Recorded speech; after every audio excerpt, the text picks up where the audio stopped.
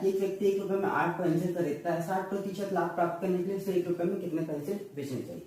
देखिए तो 8 पेंसिल की कीमत कितना बता रहा है आपका 1 रुपए, तो एक पेंसिल की कीमत कितना हो जाएगा आपका 1/8 रुपए। ठीक, अब इसको इसको कितना परसेंट लाभ प्राप्त करना है 60% का, तो हम लोग क्या करेंगे 1/8 गुणा यहाँ 60% का लाभ प्राप्त करना तो क्या लिखेंगे 100 + 60 बट्टा में क्या हो जाएगा 100। अगर इसको अगर देखें तो कैसा है 1/8 गुणा 160 बट्टे में 100। अगर 8 को देखेंगे तो 8 से 20 बार में कितना कटेगा 160 और 20 25 कितना होता है 100, तो यहाँ कितना आ गया 1/5 रुपए।